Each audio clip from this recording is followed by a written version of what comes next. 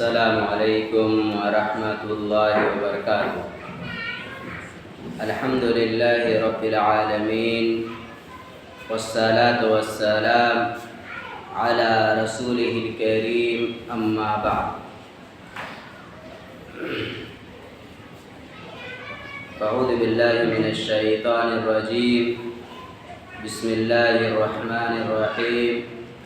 والذین جاءوا من بعدهم يقولون ربنا اغفر لنا ولإخواننا الذين سبقونا بالإيمان ولا تجعل في قلوبنا غلا للذين آمنوا۔ قابل احترام سامعین کرام، اللہ رب العالمین کی توفیق سے آج ہم تمام لوگ اللہ رب العالمین کے اس گھر کے اندر جمع ہوئے ہیں تاکہ دنیا اسلام کی ایک عظیم شخصیت شیخ الاسلام ابن تیمیہ رحمۃ اللہ علیہ کے حوالے سے کچھ باتیں جان سکیں۔ میرے بھائیوں، اسلاف کی سیرت کا ہمیں مطالعہ کرنا چاہیے، سننا چاہیے۔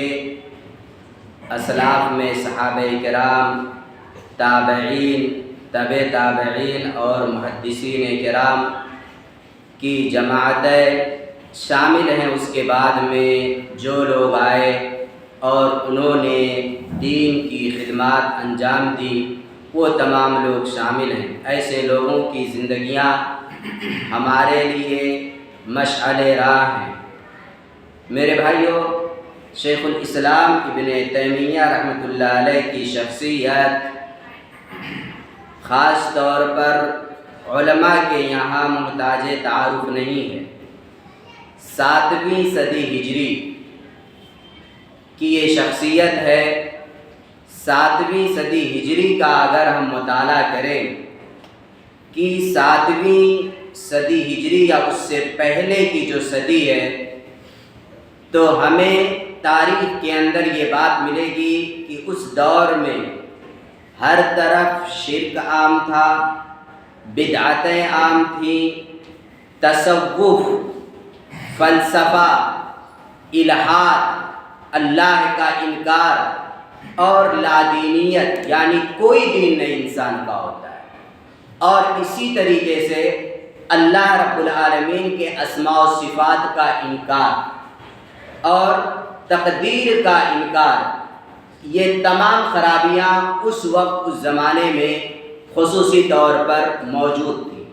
اللہ رب العالمین کے اسماء و صفات کا انکار کرنا کوئی معمولی بات نہیں ہے۔ ایک طرح سے اگر آپ غور کریں گے تو اللہ رب العالمین کے اسماء و صفات کا انکار کرنے میں کہیں نہ کہیں اللہ رب العالمین کی ذات کا انکار کرنا ہے۔ اگر میں کہوں کسی انسان کے بارے میں کہ اس کے پاس ہاتھ نہیں ہے، پیر نہیں ہے، ناک نہیں ہے، کان نہیں ہے، کچھ بھی نہیں، تو ایک طریقے سے مانو کہ اس کے وجود کا میں انکار کر رہا ہوں۔ تو یہ اللہ رب العالمین کے اسماء و صفات کا انکار کرنا کہیں نہ کہیں اللہ رب العالمین کی ذات کا انکار کرنا۔ تو اس زمانے میں یہ تمام خرابیاں موجود تھیں، اور صرف یہ خرابیاں موجود نہیں تھیں بلکہ اس کی طرف لوگ دعوت بھی دیتے تھے، تبلیغ بھی کرتے تھے کہ اللہ کے اسماء و صفات کا انکار کرو، تقدیر کا انکار کرو، صوفیت کو اختیار کرو، اور اسی طریقے سے لادینیت، کوئی دین نہیں ہوتا انسان کا، ایسی فکر کو اپناؤ۔ ایسے ماحول میں شیخ الاسلام ابن تیمیہ رحمۃ اللہ علیہ کی شخصیت اور ان کی علمی خدمات اور دین اسلام کے تئیں جو انہوں نے ہمہ جہتی اصلاحی کام کیا ہے، وہ تاریخ کا بڑا اہم باب ہے۔ بہت سے لوگ واقف بھی ہوں گے اور کئی سارے لوگ جانتے بھی نہیں ہوں گے کہ ان کی خدمات یا ان کی شخصیت یا ان کے کارنامے کیا ہیں۔ ابن تیمیہ رحمۃ اللہ علیہ نے اپنی پوری زندگی اسلام کی خدمت میں گزاری۔ اسلام کے اندر جو باطل افکار و خیالات داخل ہو گئے تھے اسے انہوں نے الگ کیا، نکالا۔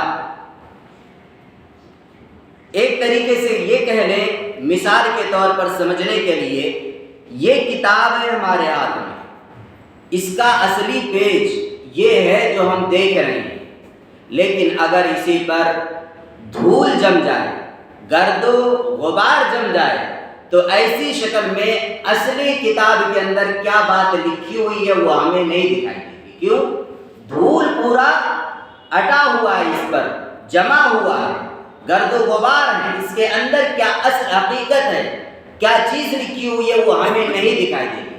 اسی طریقے سے جس زمانے میں ابن تیمیہ رحمۃ اللہ علیہ تھے، اسلام پر گرد و غبار لوگوں نے جمع رکھا تھا۔ جو اصلی اسلام تھا، جو حقیقی اسلام تھا، جو اسلام رسول اکرم صلی اللہ علیہ وسلم لے کر کے آئے تھے، اس اسلام پر گرد و غبار لوگوں نے ڈال رکھا تھا۔ نتیجہ یہ نکلا تھا کہ اصلی اسلام تو کہیں اور ہے، جعلی اسلام، ڈپلیکیٹ اسلام، اسلام کے نام پر لوگوں کے درمیان عام کیا جا رہا تھا۔ ابن تیمیہ رحمۃ اللہ علیہ نے گرد و غبار سب صاف کیا اور لوگوں کے سامنے اصلی اسلام کا جو چہرہ تھا، اصلی اسلام کی جو تعلیمات تھی، اسے لوگوں کے سامنے پیش کیا۔ تاریخ کے اندر بہت کم ایسی شخصیتیں ملیں گی جن شخصیتوں کو انگلیوں پر ہم اور آپ گن سکتے ہیں، جن لوگوں نے تینوں چیزوں کے ذریعے سے تبلیغ اسلام جیسی عظیم ذمہ داری ادا کی۔ تینوں چیزیں کیا کیا ہیں؟ نمبر 1 زبان، نمبر 2 قلم، نمبر 3 میدان میں اتر کر کے دشمنوں سے مقابلہ کر کے۔ تینوں چیزوں کے ذریعے سے دین اسلام کی خدمت کی ہو۔ علامہ شبلی نعمانی رحمۃ اللہ علیہ ہندوستان کے بہت بڑے مؤرخ اور عالم ہیں، قطع نظر اس سے کہ بعض چیزیں ان کے یہاں ایسی ہیں جن سے اختلاف کی گنجائش ہے، لیکن ایک زمانہ تھا ابن تیمیہ کی عظمت کے وہ قائل نہیں تھے، اور بہت ساری ان کے یہاں ایسی خرابیاں موجود تھیں جو اگر مانے تو حدیث سے ٹکراتی تھی۔ لیکن جب ابن تیمیہ کی کتابیں ان تک پہنچیں، انہوں نے ابن تیمیہ کی شخصیت کا مطالعہ کیا، سیرت کا مطالعہ کیا، تو انہوں نے بہت شاندار مضمون لکھنا ابن تیمیہ کی عظمت کو بیان کرنے کے لیے، اور اس کے اندر انہوں نے یہ بات ذکر کی کہ اگر تاریخ میں دیکھا جائے کہ تینوں چیزوں کے ذریعے سے اگر کسی نے دین کی خدمت کی ہو تو ان میں سر فہرست ابن تیمیہ کا نام آئے گا۔ لوگوں نے کتابیں تو لکھی ہیں، لوگوں نے تقریریں تو کی ہیں، لیکن میدان میں اتر کر کے اور ان تینوں چیزوں کے ذریعے سے مستقل دین کی خدمت کی ہو، ان میں ابن تیمیہ رحمۃ اللہ علیہ کی شخصیت نمایاں طور پر ہمیں دکھائی دیتی ہے۔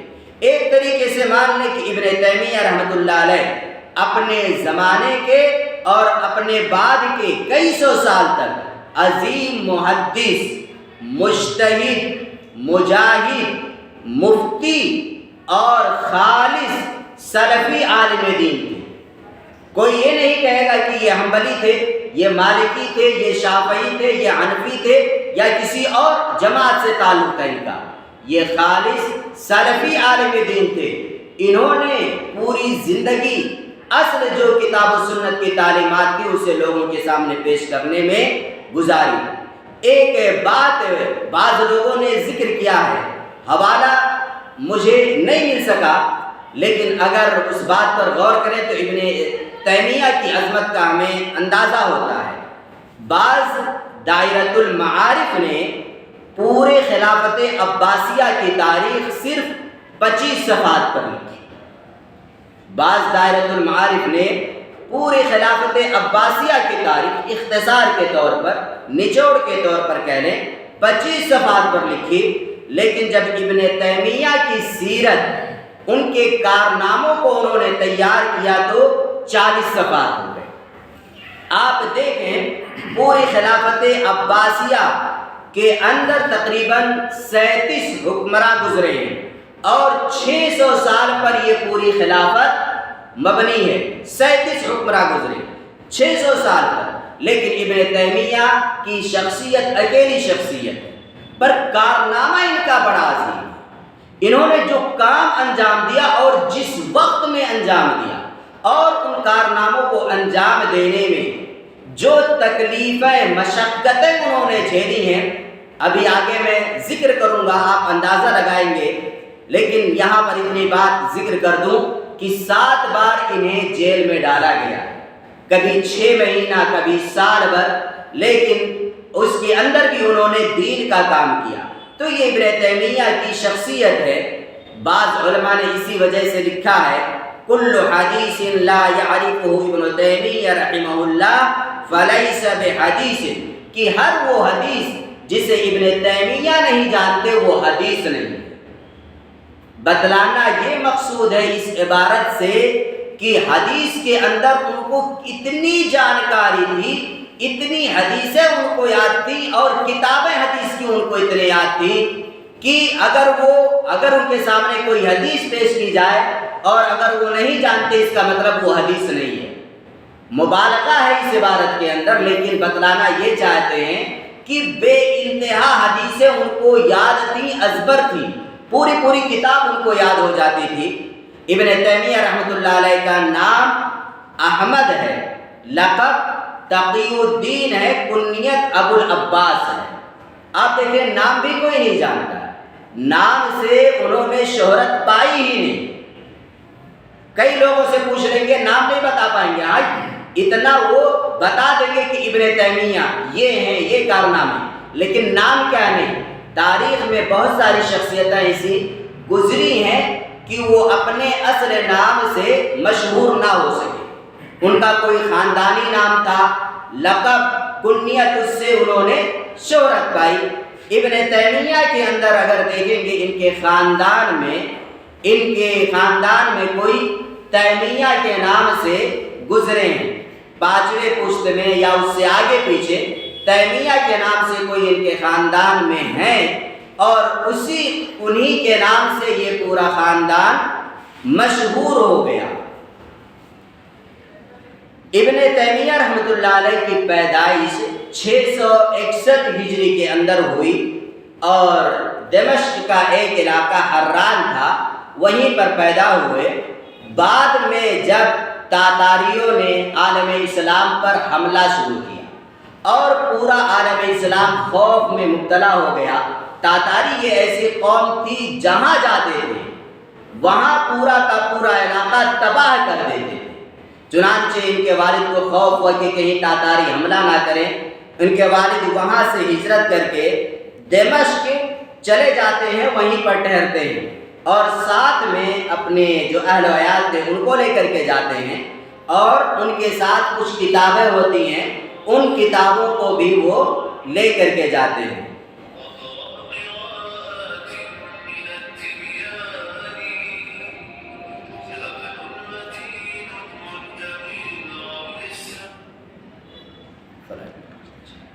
اپنے ساتھ ساری کتابیں لے کر کے جاتے ہیں، وہاں پر ٹھہرتے ہیں، اور آپ غور کریں گے ان کا پورا گھرانہ جو ہے علمی گھرانہ، شروع ہی سے دیکھیں گے تقریباً 7-8 پشت سے، نسل سے 7-8 نسل سے ان کے خاندان میں علماء ہی پیدا ہوتے ہیں۔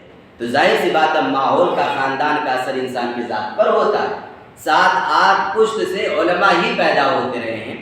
خود ابن تیمیہ رحمۃ اللہ علیہ کے جو والد تھے اپنے وقت کے بہت بڑے عالم تھے، اور ان کے دادا بھی اپنے وقت کے بہت بڑے عالم تھے۔ ان کے دادا نے ایک کتاب لکھی حدیث کی، منتقى الاخبار کے نام سے، منتقى الاخبار کے نام سے یہ کتاب لکھی ہے، اور اس کتاب کی شرح علامہ شوکانی رحمۃ اللہ علیہ نے نیل الاوطار کے نام سے کیا ہے۔ نیل الاوطار کے نام سے اس کتاب کی شرح کی ہے۔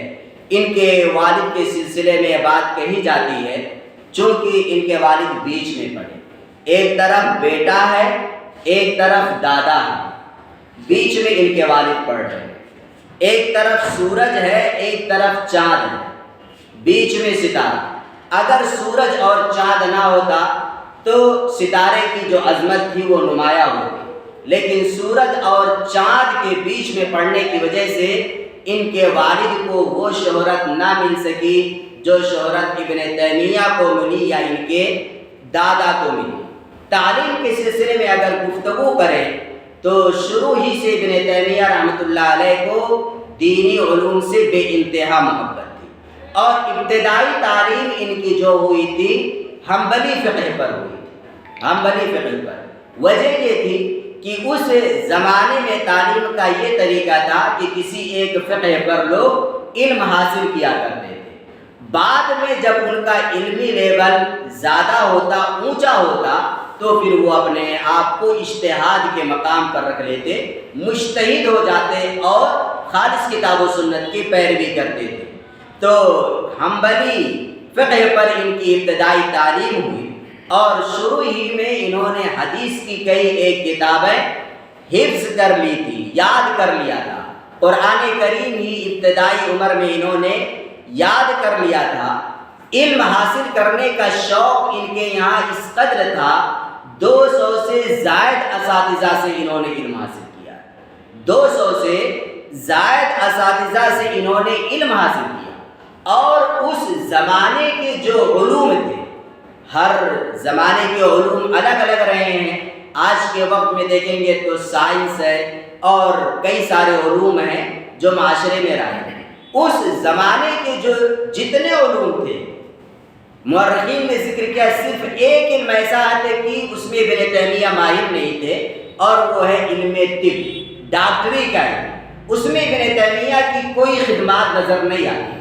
لیکن اس کے علاوہ جتنے علوم تھے، تفسیر، حدیث، فقہ، تاریخ، اصول حدیث، اصول فقہ، نحو، صرف، علم کلام، علم منطق، ان سارے علوم پر ابن تیمیہ کو بے نظیر عبور حاصل تھا. ان سارے علوم کی باریکیوں سے ابن تیمیہ رحمۃ اللہ علیہ بے انتہا واقف تھے. یہاں تک کہ کسی میدان کا کوئی ماہر آتا ہے ابن تیمیہ کے سامنے، مان لیجئے اصول فقہ کا یا علم سیاست کا کوئی ماہر شخص آتا ہے ابن تیمیہ کے سامنے، جس نے اپنی پوری زندگی علم فقہ میں لگا دی، علم حدیث میں لگا دی پوری زندگی، اور خوب مطالعہ کیا ہے اس نے علم حدیث کی کتابوں کا، سیاست کی کتابوں کا، پر ابن تیمیہ کے سامنے ٹکتے نہیں تھے.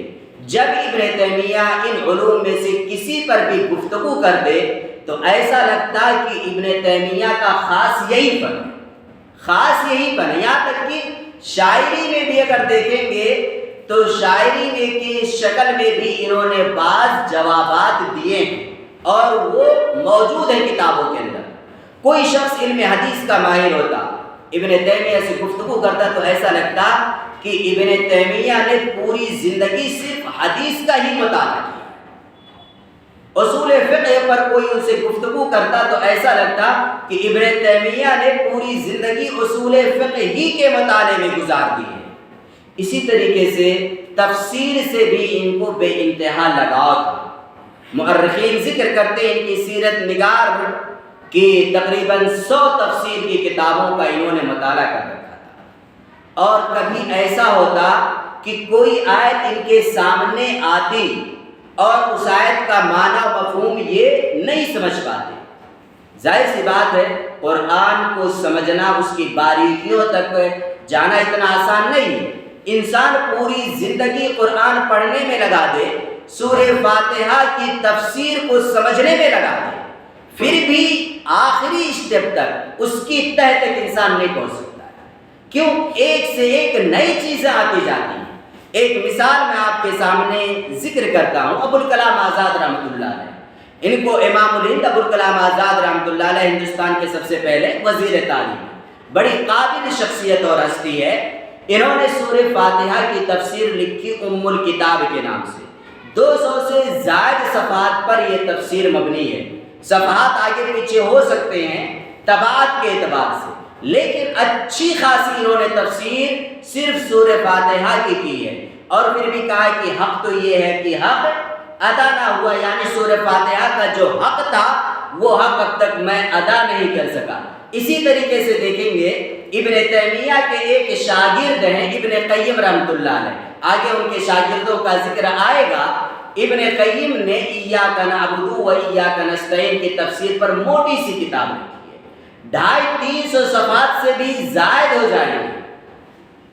تو یہ قرآن ہے، جتنا زیادہ انسان مطالعہ کرے گا مسئلے مسائل باریکیوں سے اتنا زیادہ واقف ہوتے جائے گا۔ جب ابن تیمیہ کے سامنے قرآن کی کوئی آیت آتی نہیں سمجھ پاتے، تفسیر کی کتابوں کا مطالعہ کرتے، یہ نہیں گنتے اتنی کتاب پڑھ لی، اتنی کتاب پڑھ لی، مطالعہ کر رہے ہیں، نہیں سمجھ پاتے، مسجد میں آتے اللہ رب العالمین سے دعا کیا کرتے تھے، مسجد میں آتے اللہ سے دعا کرتے، اے ابراہیم کو تعلیم دینے والے مجھے قرآن کی سمجھ عطا فرما۔ کئی تفسیر کی کتابوں کا مطالعہ کر لیا لیکن اس آیت کا معنی نہیں سمجھ سکے، تو پھر یہ دعا کرتے کہ اے ابراہیم کو تعلیم دینے والے مجھے قرآن کی فہم اور سمجھ عطا فرما۔ اگلے نمبر پر ہم آتے ہیں درس و دروس کا سلسلہ۔ درس و دروس کا سلسلہ کہاں سے شروع ہوتا؟ شروع میں انہوں نے خوب مطالعہ کیا، جب گلاس بھر گیا اس کے بعد میں دیکھیں گے دروس کے لیے مسجد کے اندر بیٹھتے ہیں، لیکن جب تک ان کے والد باحیات تھے درس کے لیے یہ نہیں بیٹھے۔ سن 683 ہجری میں، 661 میں ابن تیمیہ کی پیدائش ہوتی ہے، 683 ہجری میں ان کے والد کا انتقال ہو جاتا ہے۔ اس وقت ابن تیمیہ کی عمر 21 سال کی ہوتی ہے۔ اپنے والد کی جگہ پر دمشق کی مسجد یا دارالحدیث کہہ لیں، وہاں پر اپنے والد کی جگہ پر درس و تدریس کے لیے بیٹھتے ہیں، درس و تدریس کے لیے بیٹھتے ہیں۔ سب سے پہلا درس انہوں نے اپنے والد کی وفات کے بعد دارالحدیث دمشق کے اندر جو تھا وہاں پر دیا۔ سب سے پہلا درس تھا ان کی زندگی کا۔ دیکھیں گے سیرت نگاروں نے لکھا ہے کہ اس زمانے کے بڑے بڑے علماء، فضلاء، علامہ کہے جانے والے سب سے پہلے درس میں آ کر کے ابن تیمیہ کے بیٹھتے ہیں اور کہتے ہیں ایسی ایسی باریکیاں ابن تیمیہ نے ذکر کی، ایسے ایسے نکات ذکر کیے کہ اپنے زمانے کے بڑے بڑے علماء دیکھ کر کے حیران رہ گئے۔ دمشق کی جامع مسجد میں جمعہ کی نماز کے بعد ابن تیمیہ کا قرآن کریم کی تفسیر پر درس ہوا کرتا تھا۔ سورہ نوح کی تفسیر انہوں نے شروع کی، ہفتے میں ایک دن سورہ نوح کی تفسیر کرتے تھے۔ کہتے ہیں کئی سال میں ابن تیمیہ نے سورہ نوح کی تفسیر ختم کیا، کئی سال میں۔ کیوں؟ علم اللہ رب العالمین نے ان کو عطا کر رکھا تھا۔ اسی وجہ سے ابن دقیق العید کر کے ایک ہیں، جب ان کی ملاقات ابن تیمیہ سے ہوئی، تو وہ کہتے ہیں جب میں ابن تیمیہ کے ساتھ بیٹھا، ان کے سامنے بیٹھا تو دیکھا کہ ابن تیمیہ ایسے شخص ہیں جن کے سامنے سارے علوم بکھرے پڑے ہیں، پر بچھائے کھڑے ہیں، یا کہہ لیں ایسے سامنے کھڑے ہیں۔ سارے علوم سے مراد تفسیر، حدیث، فقہ، فرائض، علم سیاست، تاریخ، اصول حدیث، اصول فقہ، نحو، صرف، علم کلام، منطق، فلسفہ، سارے علوم ان کے سامنے کھڑے ہیں، اور اس میں سے جو چاہتے ہیں لیتے ہیں، جتنا چاہتے ہیں لیتے ہیں۔ اس قدر اللہ رب العالمین نے ان کو علم عطا کر رکھا تھا۔ وہ دیکھیں اپنے زمانے کے جو علوم تھے، ادیان، فیرا، اور اسی طریقے سے مسالک، مذاہب، ان تمام پر بھی ان کو عبور حاصل تھا۔ اپنے زمانے کے جو ادیان تھے، ادیان سماویہ جو تھے، اور اسی طریقے سے اشعریت، باطل فرقے، جہمیہ، معتزلہ، قدریہ، اور چاہے حنفیت ہو، مالکیت ہو، شافعیت ہو، دیکھیں گے تو ان کے جو ماہرین تھے ان کو ان کے بارے میں، اپنے مذاہب کے بارے میں، فرقوں کے بارے میں اتنا علم نہیں تھا جتنا علم ابن تیمیہ کو۔ کوئی بھی ان سے مقابلہ کرتا، ادیان سماویہ میں سے عیسائیت ہے، یہودیت ہے، جو باتیں ابن تیمیہ بتاتے عیسائیت کے سلسلے میں، خود عیسائیوں کے بڑے بڑے علماء کو وہ باتیں نہیں معلوم۔ باطل فرقے معتزلہ، جہمیہ، اشعریہ، ان سب کے جو بڑے بڑے علماء تھے، ان کے حوالے سے ابن تیمیہ جو باتیں ذکر کرتے تھے، خود ان کے علماء کو وہ باتیں نہیں معلوم ہوتی۔ اور ایسا ہو سکتا ہے کہ نہیں ہو سکتا؟ ہو سکتا ہے، ایسا ہو سکتا ہے۔ ابن تیمیہ کی کتاب الجواب المسیح لمن بدل دین المسیح، عیسائیت کے اوپر یہ کتاب ہے، عیسیٰ علیہ السلام کا جو اصل دین تھا اس کو لوگوں نے کس طریقے سے بدلا، تحریف کی، جو اللہ نے ان کو آسمانی کتاب دی تھی۔ آپ دیکھیں گے عیسائیت کے سلسلے میں اس سے جامع کتاب اور کوئی کتاب نہیں ملے گی عیسائیت کے رد میں۔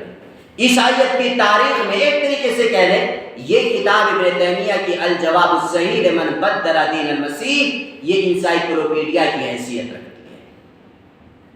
اتنا سب کچھ جمع کر دیا۔ اور ایسے ہی دیکھیں گے اللہ کے رسول کی شان میں گستاخی کرنے والے کی سزا کیا ہے۔ اللہ کے رسول کی شان میں اگر کوئی گستاخی کرے تو شرعی اعتبار سے کیا سزا ہے اس کی، اس پر بھی سب سے پہلے جتنے کتاب لکھی اور سب سے شاندار کتاب جس نے لکھی وہ ابن تیمیہ رحمۃ اللہ علیہ، ان کی کتاب الصارم المسلول، لیمن الصارم المسلول کے نام سے، الصارم المسلول علی شاتم الرسول، یہ پوری کتاب کا نام ہے، سب سے پہلی کتاب ہے۔ اور اس سے جامع کتاب آج تک کی بات کرتا ہوں، سن 2025، آج تک اس سے شاندار کتاب نہیں لکھی گئی۔ یہاں تک کہ جن لوگوں نے بھی اللہ کے رسول کی شان میں گستاخی کرنے والوں کے حوالے سے کتاب لکھی، سارے لوگوں نے ابن تیمیہ کی کتاب سے استفادہ کیا ہے۔ ابن تیمیہ کی اس کتاب کا مطالعہ کریں گے تو حیرانگی ہوگی کہ ساری چیزیں ابن تیمیہ نے کہاں سے اکٹھی کر لی۔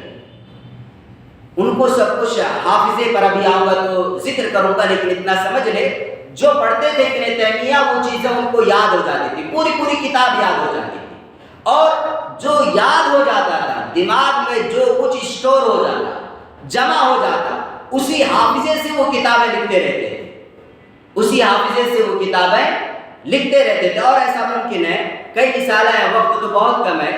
ایک بات تو پیچھے یہ ذکر کیا تھا کہ کسی مذہب کے بڑے بڑے علماء کو وہ علم نہیں تھا جو ابن تیمیہ کو تھا، اور ایسا ممکن ہے خود ہندوستان کی سرزمین میں دیکھیں گے تو ایک ہستی محدث مجدد جو بھی کہہ لیں گزرے ہیں، شیخ العرب والعجم میاں نذیر حسین محدث دہلوی رحمۃ اللہ علیہ، کئی لاکھ لوگوں نے ان کے ہاتھوں سے یا کئی ہزار لوگوں نے ان کے ہاتھ پر اسلام قبول کیا، اور اگر ان کے حوالے سے کئی ساری باتیں ہو سکتی ہیں، لیکن اتنا سمجھ لیں کہ یہ میاں نذیر حسین محدث دہلوی کی شخصیت ایسی ہے کہ ان سے صرف ہندوستانیوں نے علم نہیں حاصل کیا، یمن سے، عرب سے، مصر سے، دنیا کے مختلف ممالک سے لوگ بھاگ کر کے آتے تھے میاں نذیر حسین محدث دہلوی سے علم حاصل کرنے، اتنے بڑے محدث تھے۔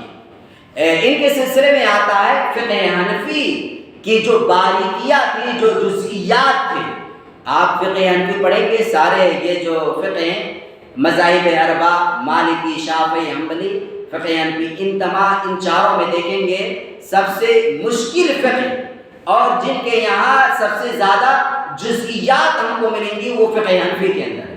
لیکن کہتے ہیں کہ فقہ حنفی کی جزئیات سے جس قدر میاں نذیر حسین محدث دہلوی واقف تھے، اس زمانے کے قاری طیب ہوئے یا اس سے پہلے کے یا بعد کے کئی سارے بڑے بڑے علماء فقہ حنفی کے ان جزئیات سے واقف نہیں تھے۔ تو یہ اللہ رب العالمین کی عطا اور انسان کی اپنی ذاتی محنت ہوتی ہے۔ بہرحال ابن تیمیہ پر آتے، ابن تیمیہ رحمۃ اللہ علیہ کی اس عدم مطالعہ اور علم کا اندازہ لگانا ہو، دو مثالیں اور ذکر کرتا ہوں کہ اس فن کے ماہرین کو بھی وہ شکست دے دیا کرتے تھے۔ امام سیبوی رحمۃ اللہ علیہ، جو لوگ علم شریعت یا کہنے کی علماء طبقہ سے تعلق رکھتے ہیں، مشائخ وغیرہ جانتے ہوں گے، سیبوی امام نحو مانے جاتے ہیں، نحو کے امام مانے جاتے ہیں۔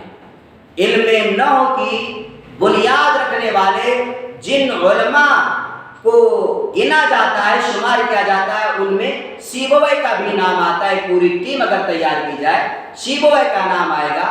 سیبویہ کی قرآن کے سلسلے میں 80 غلطیاں ابن تیمیہ نے نکالی۔ کتنی غلطیاں نکالی؟ 80 غلطیاں نکالی۔ ابو حیان کے ابن تیمیہ سے اچھے تعلقات تھے، لیکن ابو حیان سیبویہ کے بہت زیادہ معتقد تھے، مداح کے تعریف کرنے والے۔ ابو حیان کو سیبویہ سے بے انتہا عقیدت تھی۔ جب ابن تیمیہ نے 80 غلطیاں نکالی تو ابو حیان ابن تیمیہ سے ناراض ہو گئے کہ آپ نے امام وقت امام نحو کے 80 غلطیاں کیسے نکالی۔ لیکن بعد میں لوگوں نے اعتراف کیا کہ ابن تیمیہ اپنی جگہ پر کیا تھے؟ صحیح تھے۔ یہ تو علم نحو کی مثال ہوئی۔ تاریخ کے سلسلے میں دیکھیں گے تو تاریخ میں بھی ان کو بے انتہا مہارت تھی اور ان کا مطالعہ بڑا وسیع تھا۔ ایک بار ابن تیمیہ کے زمانے میں ملک شام کے جو نائب حاکم تھے، ان کے پاس اس زمانے کے یہودی ایک وثیقہ لے کر کے آتے ہیں اور وہ لوگ یہ دعویٰ کرتے ہیں کہ یہ وثیقہ، یہ کاغذ، یہ لیٹر اللہ کے رسول کے زمانے کا ہے، اور اس لیٹر پر یہ لکھا ہوا تھا کہ یہودیوں سے اب جزیہ نہیں لیا جائے گا، کبھی بھی معاف جزیہ یہودیوں کا۔ اور وہ لیٹر ان لوگوں نے دعویٰ کیا کہ خیبر جب فتح ہوا تھا اس موقع پر اللہ کے رسول نے یہ لیٹر، یہ اعلان کروایا تھا کہ یہودیوں سے فتح خیبر کے موقع پر اللہ کے رسول نے یہ وثیقہ تیار کرایا تھا کہ اب یہودیوں سے جزیہ نہیں لیا جائے گا۔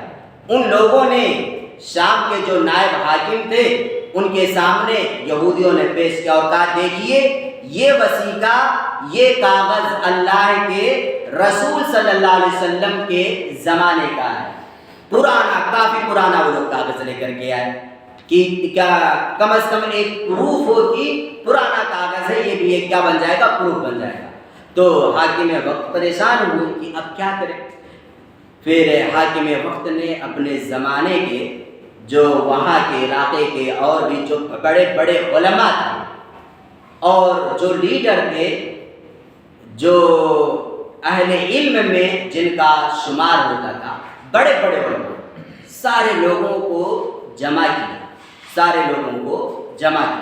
اور کہا بھائی دیکھیے یہ وثیقہ ہے اور یہ لوگ کہہ رہے ہیں اللہ کے رسول نے کہا ہے کہ اب یہودیوں سے جزیہ نہیں لیا جائے گا، لہذا شام کے حاکم آپ ہم یہودیوں سے جزیہ نہیں لے سکتے۔ اور اتفاق سے دیکھیے اس کاغذ پر دستخط معلوم ہے کس کا تھا؟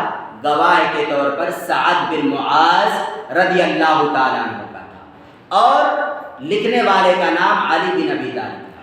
حاکم وقت پریشان ہوئے، سارے علماء جمع ہوئے، کسی کے پاس کوئی جواب نہیں۔ اتنا علم چاہیے، رد کرنا کسی پر آسان بات نہیں ہے، رد کرنے کے لیے جس پر رد کر رہے ہیں اس سے زیادہ علم چاہیے۔ سب لوگ خاموش رہے۔ آخر میں ابن تیمیہ رحمۃ اللہ علیہ کو بلایا گیا اور کہا یہ وثیقہ ہے، دیکھیے صحیح ہے کہ غلط ہے، یہ لوگ دعویٰ کر رہے ہیں کہ اللہ کے رسول کے زمانے کا۔ ابن تیمیہ رحمۃ اللہ علیہ نے 11-12 اسباب ذکر کیے۔ تاریخ کا مطالعہ دیکھیے، علم دیکھیے، 11-12 اسباب ذکر کیے اور کہا یہ جھوٹا وثیقہ ہے۔ کیسا کاغذ ہے؟ یہ جھوٹا کاغذ ہے، اللہ کے رسول کے زمانے کا ہو ہی نہیں سکتا۔ 11-12 اسباب ذکر کیے۔ 2 سبب میں آپ کے سامنے ذکر کرتا ہوں۔ ایک سبب ابن تیمیہ نے یہ ذکر کیا کہ اس پر گواہ کے طور پر سعد بن معاذ کا نام ہے اور خیبر سے 2 سال پہلے سعد بن معاذ کا انتقال ہو چکا ہے۔ کتنے سال پہلے؟ 2 سال پہلے سعد بن معاذ کا انتقال ہو چکا۔ پھر یہ کس طریقے سے خیبر کے وثیقے پر سعد بن معاذ کا دستخط کیسے ہو سکتا ہے؟ 2 سال پہلے ان کا انتقال ہو گیا۔ ایک سبب انہوں نے یہ ذکر کیا۔ دوسرا سبب یہ ذکر کیا کہ لکھنے والے کا نام علی بن طالب ہے۔ کیا لکھا ہوا کاغذ پر؟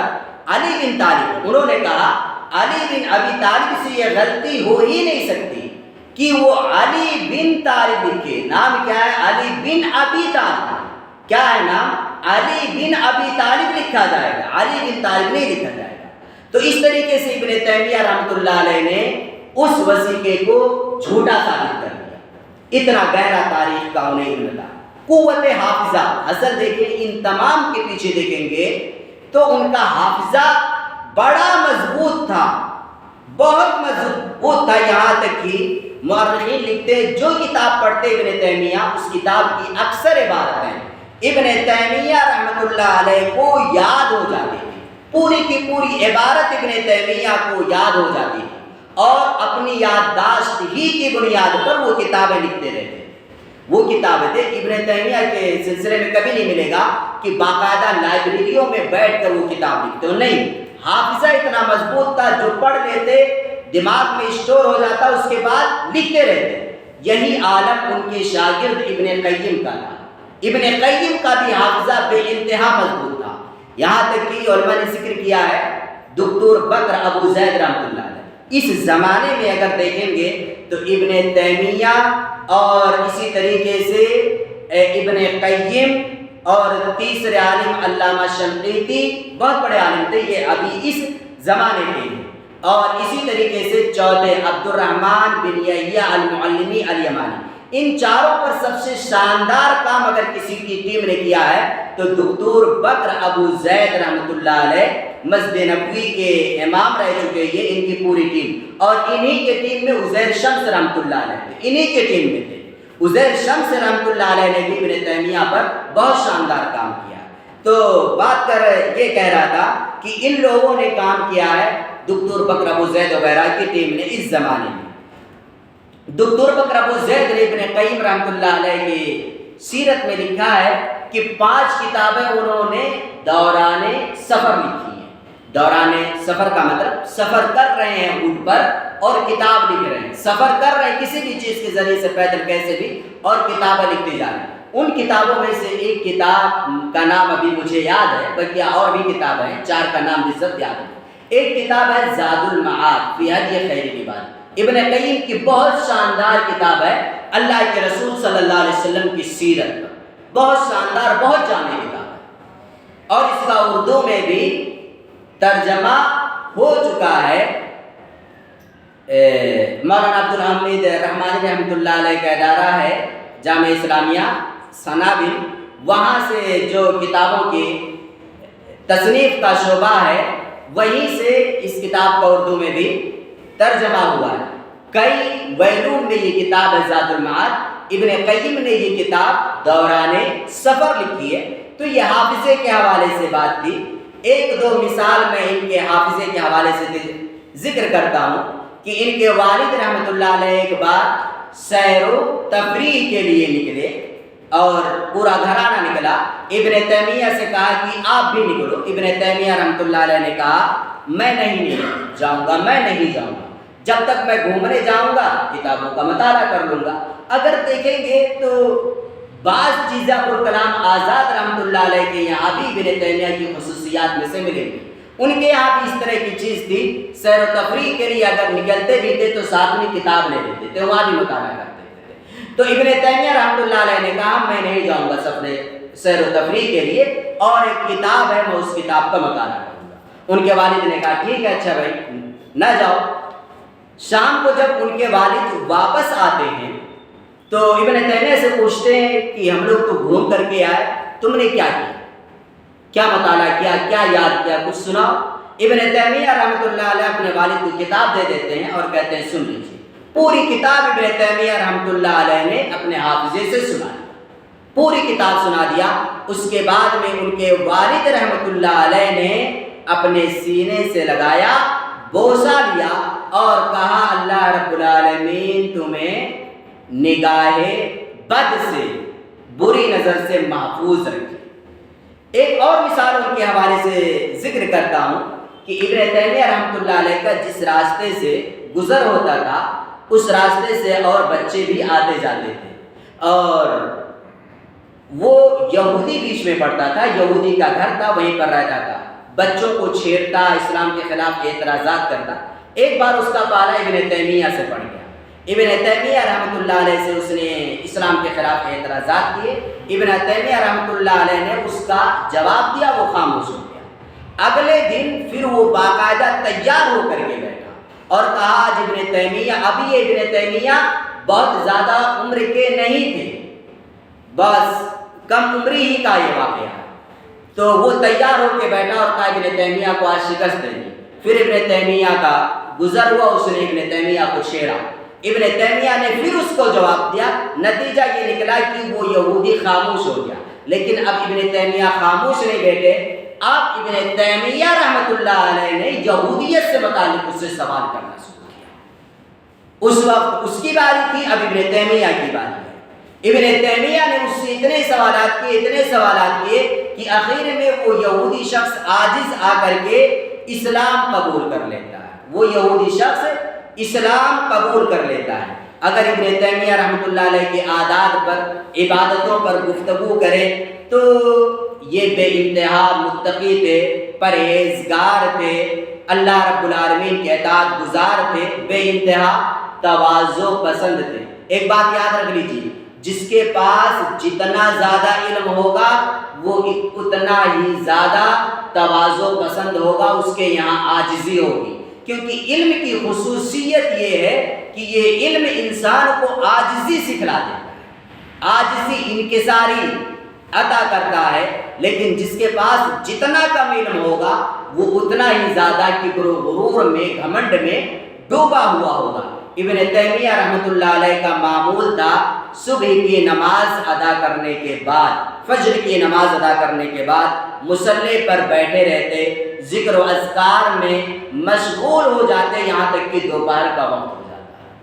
اس قدر کی عبادت کرتے تھے۔ ہم لوگ یہ سوچتے ہیں اگر اتنی عبادت کریں گے تو لکھیں گے پڑھیں گے کب؟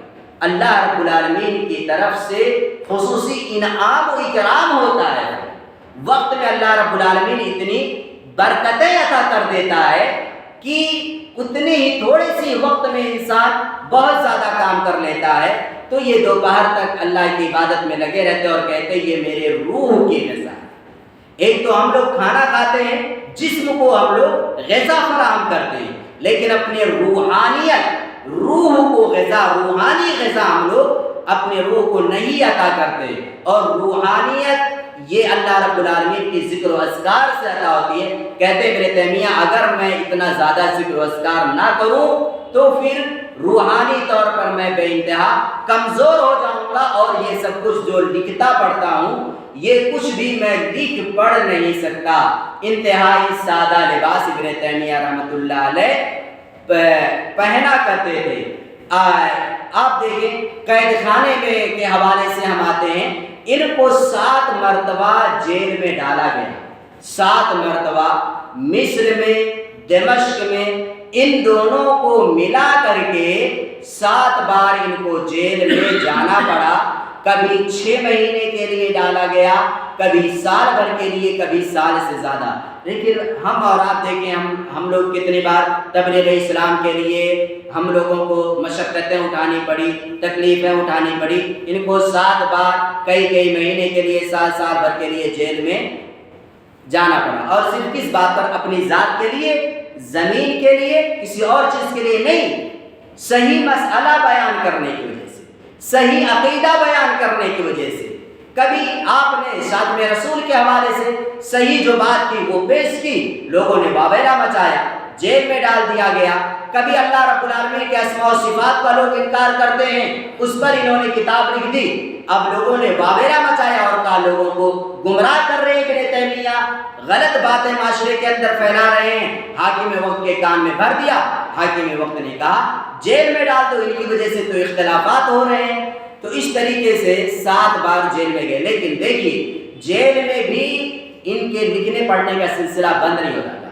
جیل میں کوئی کتاب نہیں ان کے پاس ہوتی تھی، کوئی لائبریری نہیں ہوتی تھی، لیکن جیل میں کئی ساری کتابیں ابن تیمیہ رحمۃ اللہ علیہ نے، جیل میں قید خانے میں کئی ساری کتابیں لکھی۔ یہاں تک کہ ایک بار ان کو قید میں جب ڈالا گیا تو قیدی جو تھے ان کی حالت نہایت ابتر تھی، جوا، شطرنج سب مشغول ہیں اس میں، اور اسی طریقے سے نماز کا کسی کو خیال نہیں ہے، دین سے کسی کو محبت نہیں ہے۔ وہاں پر جا کر کے اصلاح کا کام شروع کیا، سارے قیدیوں کو نماز کا پابند بنا دیا، نماز کا پابند بنا دیا، دین سے دور کر دیا۔ لوگ حیران تھے کہ ہم نے تو ابن تیمیہ کو قید خانے میں اس وجہ سے ڈلوایا تاکہ لوگوں کو صحیح بات نہ معلوم ہو سکے، اور جیل میں بھی جا کر کے لوگوں کے عقیدے کی اصلاح کر دی، لوگوں کو دین سے قریب کر دیا۔ اگر خدمات کارنامے پر اگر گفتگو کریں، کئی سارے کارنامے ہیں، وقت بھی ہو چکے، خلاصے کے طور پر سمجھ لیں ان کی زندگی کے کئی کارناموں میں سے سب سے عظیم اور کہہ لیں ایک اہم کارنامہ یہ ہے کہ انہوں نے اپنے علم کی بدولت کئی سارے بڑے بڑے علماء کی ٹیم تیار کی۔ بڑا عظیم کارنامہ کہ ایک شخص اکیلا ہو لیکن اپنے پائے کا، اپنے لیول کا، یا اپنے سے تھوڑا سا نیچے، یا اپنے وقت کا کہہ لیں اپنے وقت کے عظیم علماء میں شمار کیے جانے والے علماء کی پوری ٹیم تیار کر، اپنے علم سے، درس سے بڑے بڑے علماء کی ٹیم تیار کرتے۔ دیکھیں ان کے شاگردوں میں ابن عبد الہادی ہیں، ابن قیم الجوزیہ ہیں، ابن کثیر ہیں، امام ذہبی ہیں، ابن رشید ہیں۔ ان میں سے میں ذکر کروں ابن قیم الجوزیہ کو آپ دیکھیں، ابن قیم الجوزیہ کے سلسلے میں آتا ہے کہ ابن تیمیہ کے علم کا خلاصہ ہے اور ابن تیمیہ کے علوم کی حفاظت کرنے والے بھی ہیں۔ کئی ساری چیزیں ابن قیم رحمۃ اللہ علیہ نے ابن تیمیہ سے نقل کی ہیں، کئی ساری کتابیں ابن قیم کی ہیں، خصوصاً دلوں سے متعلق، دلوں کی جو بیماریاں ہوتی ہیں ان سے متعلق ابن قیم کی شاندار باتیں ہیں۔ امراض القلوب، الداء والدواء وغیرہ کتاب ہے، کئی ساری کتابیں ہیں۔ اسی طریقے سے ابن کثیر رحمۃ اللہ علیہ ان کے شاگرد ہیں، تفسیر ابن کثیر بہت مشہور و معروف ہے اور آپ کے یہاں بھی رکھی ہوئی ہے۔ تفسیر، قرآن کی تفسیر سنت رسول کی روشنی میں کی جانے والی کتابوں میں ایک شاندار کتاب ابن کثیر کی تفسیر ابن کثیر ہے۔ امام ذہبی رحمۃ اللہ علیہ کو دیکھ لیجیے، مؤرخ اپنے ابن کثیر مؤرخ بھی ہیں، مفسر بھی ہیں۔ امام ذہبی کو دیکھ لیجیے، مؤرخ ہیں، تاریخ اسلام کے نام سے 52 جلدوں میں انہوں نے کتاب لکھی ہے تاریخ اسلام کے نام سے۔ امام ذہبی ابن تیمیہ کے شاگرد ہیں۔ سوچئے جب شاگرد کے علم کا اور کتابوں کے لکھنے کا یہ عالم ہے تو استاد کا کیا عالم ہوگا؟ استاد اکثر یا عمومی کہہ لیں یا ہوتا ہے، اگر استاد عظیم ہوتا ہے تو شاگرد بھی کیا ہوتے ہیں؟ عظیم ہوتے ہیں۔ دوسری مثال میں آپ کے سامنے ذکر کرتا ہوں امام بخاری رحمۃ اللہ علیہ کی۔ امام بخاری کے شاگردوں میں امام مسلم رحمۃ اللہ علیہ ہیں، امام ابو داؤد رحمۃ اللہ علیہ ہیں۔ مسلم، صحیح مسلم لکھنے والے امام بخاری کے شاگرد ہیں، ابو داؤد شاگرد ہیں۔ تو دیکھیے استاد عظیم، شاگرد بھی عظیم۔ اور یہاں پر ابن تیمیہ کے شاگردوں کی میں نے مثال پیش کی، ابن قیم، ابن کثیر، امام ذہبی، ابن رشید کی ابن تیمیہ کے پرسنل سیکریٹری تھی، یعنی ابن تیمیہ کا معاملہ تھا جیسے کوئی آتا کچھ لکھ دیجئے، لکھ کر کے دے دیتے تھے، لکھ کر کے رکھ دیے۔ تو ابن تیمیہ کی تحریروں سے سب سے زیادہ واقفیت اگر کسی کو تھی تو ابن رشید رحمۃ اللہ علیہ کو تھی، آپ اسی طریقے سے اگلا کارنامہ دیکھیں تو درس و تدریس ہے، تصنیف ہے، مناظرہ ہے، میدان میں اتر کر کے دشمنوں سے مقابلہ کرنا۔ اس زمانے میں تاتاریوں کا حملہ تھا عالم اسلام پر۔ یہ ابن تیمیہ کی واحد شخصیت ایسی تھی کہ تاتاریوں سے جا کر کے انہوں نے میدان میں مقابلہ کیا، ان کے جو لیڈر تھے ان سے سامنا کیا، اور ان کے لیڈروں سے ابن تیمیہ نے سامنے گفتگو کی اور انہیں ان کے جرم کا احساس دلایا اور انہیں ان کے گناہ سے روکا اور کہا جو کچھ تم یہ لوگ کر رہے ہو یہ سب غلط کر رہے ہو۔ ابن تیمیہ کے پاس اتنی ہمت تھی، اللہ نے اتنی ہمت عطا کر رکھی تھی کہ تاتاریوں سے جو ان کے لیڈر ہوتے تھے، عام لوگ تاتاریوں سے گھبراتے تھے، یہ ان کے لیڈران سے مقابلہ کر کے سامنا کر کے ان کو سمجھاتے تھے۔ اسی طریقے سے مناظرے ابن تیمیہ رحمۃ اللہ علیہ نے کیے اپنے زمانے میں اور اس میں بھی وہ کامیاب ہوئے۔ تصنیف و تالیف پر اگر بات کریں، ان کے کارناموں میں ایک کارنامہ یہ ہے تصنیف و تالیف۔ آپ دیکھیں اس زمانے میں جتنے بھی فتنے اٹھے سارے فتنوں کا انہوں نے رد کیا، کوئی بھی ایسا فتنہ نہیں تھا کہ اس کے تعلق سے ابن تیمیہ خاموش ہو گئے۔ 30 پر انشاءاللہ اپنی بات ختم کر دوں گا۔ جتنے بھی فتنے تھے سب پر رد کیا، سب کو خاموش کیا، سب پر رد کیا، سب پر کتابیں لکھی، کوئی فتنہ ایسا نہیں تھا۔ آپ دیکھیں صوفیت کا فتنہ تھا، نصرانیت کا، عقلانیت کا، شخصیت پرستی کا، اور کسی کا انتقال ہو چکا اس کی قبر پر جا کر کے نظر و نیاز کرنا، مدد مانگنا، اور اسی طریقے سے علم کلام کا فتنہ تھا، یا عقلانیت کا، یعنی کتاب و سنت کو عقل پر وزن کرتے تھے، بات سمجھ میں آئی تو لے لیا، قبول کر لیا، ورنہ انکار کر دیتے تھے۔ سب پر کتاب لکھی، کئی ساری کتابیں ابن تیمیہ رحمۃ اللہ علیہ نے لکھی، اور ابتدائی میں ذکر کیا تھا ان کے کارنامے زبان کے ذریعے سے بھی ہیں اور قلم کے ذریعے سے بھی ہیں، اور ایسے ہی میدان میں اتر کر بھی ہیں۔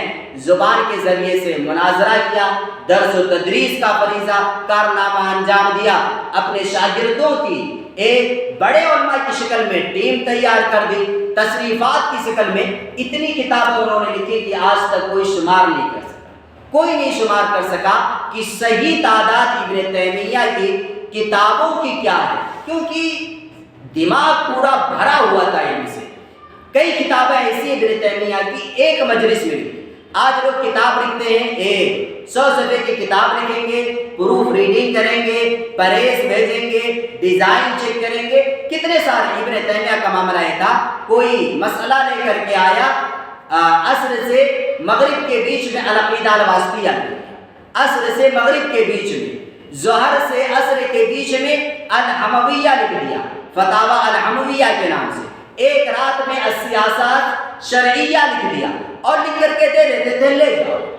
ایسا نہیں اس کو حفاظت سے الماری میں رکھتے تھے، پریس میں بھیجتے تھے، پروف ریڈنگ نہیں آئے، شیخ ایسا مسئلہ ہے، لکھنا شروع کیا، عصر سے مغرب تک لکھتے رہے، تیار ہو گیا، اس کے بعد دے دیا، لے کر کے جاؤ۔ تو اس طریقے سے کتابیں لکھتے تھے، ہر جگہ لکھتے تھے، سفر میں تو، جیل میں تو، گھر میں بیٹھے ہیں تو، جہاں بیٹھے ہیں، کئی ساری ابن تیمیہ رحمۃ اللہ علیہ نے کتاب لکھی۔ کچھ کتابوں کا ذکر میں آپ کے سامنے کر دیتا ہوں۔ بہت مشہور و معروف کتاب الفرقان بین اولیاء الرحمن و اولیاء الشیطان، شیطان کے ولی کون ہے، رحمان کے ولی کون ہے، اس کو پہچاننا ہو تو ابن تیمیہ کی اس کتاب کا مطالعہ کرو۔ اردو میں بھی اس کا ترجمہ ہو چکا ہے، اقتداء الصراط المستقیم، جو رسم و رواج ہیں ہندوانہ، غیر مسلموں کے بہت سارے رسم و رواج ہیں، ہمارے معاشرے میں داخل ہو گئے، لوگ عمل کرتے ہیں، مشابہت غیر قوموں سے کس حد تک جائز ناجائز، کیا تفصیلات ہیں، اس کا اگر اندازہ کرنا ہو، جاننا ہو تو اقتداء الصراط المستقیم کا مطالعہ کیجئے، اردو میں اس کا بھی ترجمہ موجود ہے۔ شیعت کے سلسلے میں اگر جاننا ہو، منہاج السنہ النبویہ کا مطالعہ کیجئے۔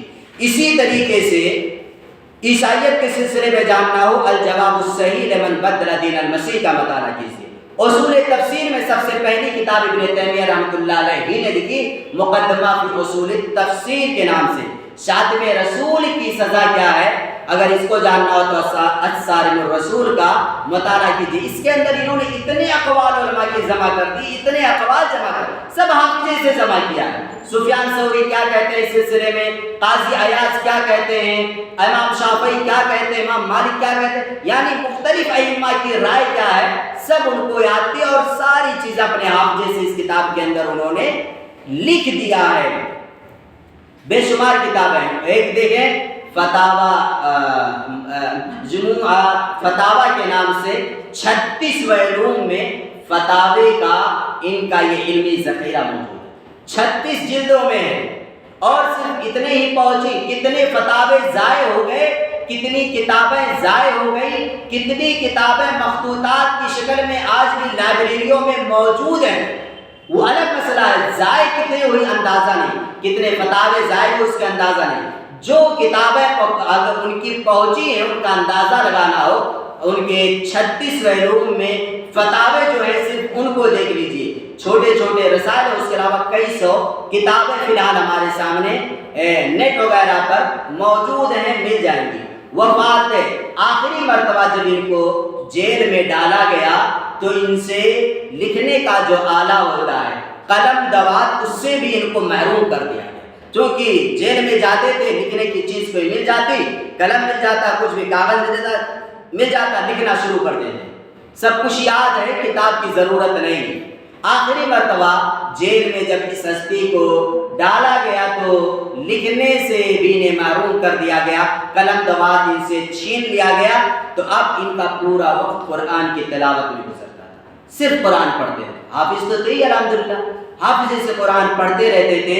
جب ان کا انتقال ہوا ہے اس وقت سورہ قمر کی آیت نمبر 54 پڑھ رہے تھے، اور اسی آیت کی تلاوت کرتے کرتے ان المتقین فی جنات و نہر فی مقعد صدق عند ملیک مقتدر، یہی آیت پڑھ رہے تھے۔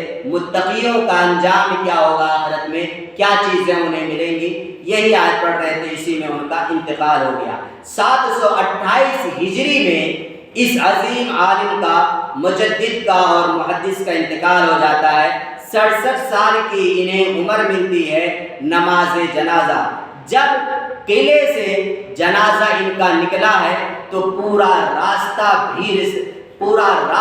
جام ہو گیا، کئی لاکھ لوگ نماز جنازہ میں شریک تھے، کئی ہزار عورتیں شریک تھیں، جنازہ لے کر جایا جا رہا تھا، لوگ اپنا رومال پھینکتے تھے تاکہ ان سے کچھ تبرک حاصل کر لیا جائے۔ اس قدر عقیدت مند موت کے بعد ان کے لوگ ہو گئے تھے۔ ایک بڑی تعداد موجود تھی جنازے میں، پورے عالم اسلام میں جنگل کے آگ کی طرح خبر پھیل گئی کہ آج ابن تیمیہ کا انتقال ہو گیا۔ اللہ رب العالمین جب کسی کو عظمت عطا کرتا ہے، شہرت عطا کرتا ہے، تو ٹیلی فون کی ضرورت نہیں ہوتی، موبائل کی ضرورت نہیں، جہاز کے وسائل نہیں، اس زمانے میں کوئی وسائل نہیں تھے کہ آج تو موبائل کسی کا انتقال ہوا فیس بک پر لکھ دیا، پوری دنیا میں خبر پھیل گئی۔ اس زمانے میں یہ وسائل نہیں تھے، اس کے باوجود پوری دنیا میں ابن تیمیہ کی وفات کی خبر اسی دن پھیل گئی، یہاں تک کہ چین کے کسی علاقے میں اعلان کرنے والے نے اعلان کیا تھا کہ آج کتاب و سنت کا جو حقیقی داعی تھا اس کا انتقال ہو گیا۔ چین کے کسی کونے میں موجود کسی شہر کے اندر اعلان کرنے والے نے اعلان کیا تھا کہ آج کتاب و سنت کے ایک عظیم داعی کا، ترجمان القرآن کا انتقال ہو چکا ہے۔